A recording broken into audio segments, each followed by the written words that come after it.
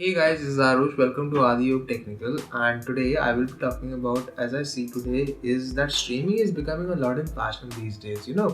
People from various age groups are getting a taste of streaming and they are just getting successful. People like Hydra Flake, people like Rakazone Gaming, they are very successful streamers and they're making a lot of fame and money as well. So, as I see that many of my friends want to stream but they can't stream because they have this misconception that they need a very high-end PC like Raka and Hydra have to become a very good streamer. No, I would like to say to that misconception, to clear that misconception, I am making this video is that if you are having a minimum of 4 core 8 thread processor, a 16 series or a 20 series graphic card, even I would say that if you are having a 1660 in your system, 6GB variant, or even the 1060 will suffice if you want to stream at 720 to 1080p at 30 fps. But if you want to have better looking stream, then you should go with the 1660 because it is having the new NVENC encoder, the same Turing architecture that is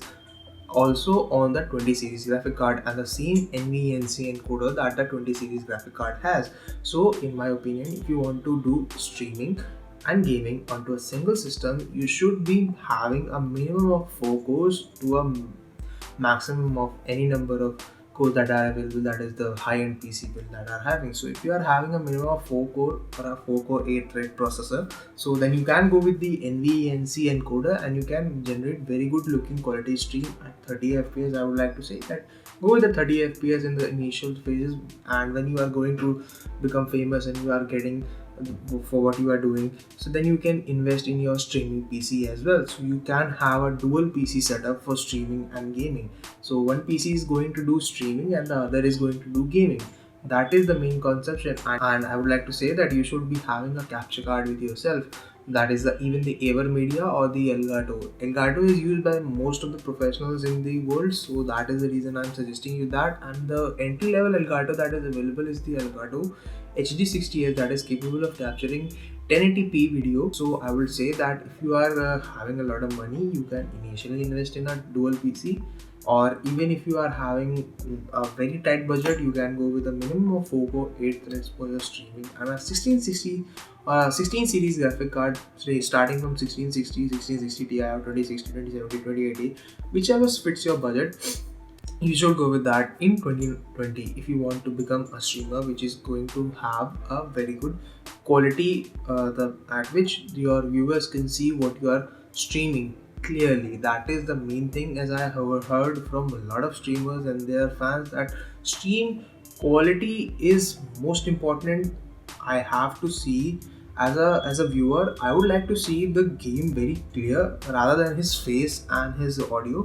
Though audio is also a thing that you should be having a very good mic setup. A Boya M1 mic is, I would like to say, the obvious choice because I too use the Boya mic and it is giving me a lot of better quality.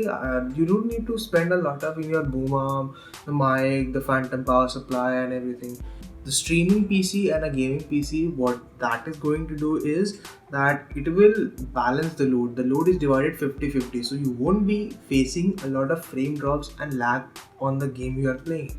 For example, if you are playing PUBG PC version, then that is a very demanding game, and if you are streaming with that, you will be facing a frame drops of around 10 to 20 fps if you are using an X264 or a X264 very fast encoder. Whereas if you are using an NVENC encoder, you will be facing 5 to 12 FPS drop, but you will be facing FPS drops. What that streaming PC will do is that will not cause any frame drops onto your system. That Elgato HD60 capture card will capture the video that is you are playing on the gaming PC, and that will be output will be given by that streaming PC to the YouTube server, and the viewers will be able to see your stream with the quality that is supported by her and the supported by the YouTube servers itself. So that is the thing that I wanted to tell you guys with this video. And with that, I would like to suggest you guys one more thing is that if you want to have a minimum configuration in your streaming PC,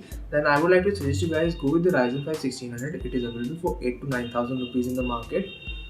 Go with the 16 series graphic card, that is the 1666 GB variant, 8 GB of RAM, 2400 MHz to 3000 MHz, and go with a 450 watt power supply 240 GB of SSD, and you are good to go with your streaming PC with the Elgato HD60s.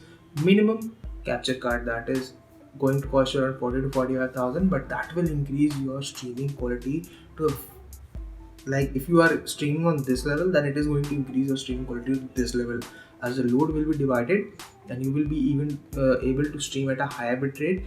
Given that you are having a very good internet connection, that is 100 Mbps connection, then you will be able to stream at 20,000 bit rate, I would suggest. So with that, I would just like to wrap things up for now. Till we meet again, if you like my content, do hit the subscribe button.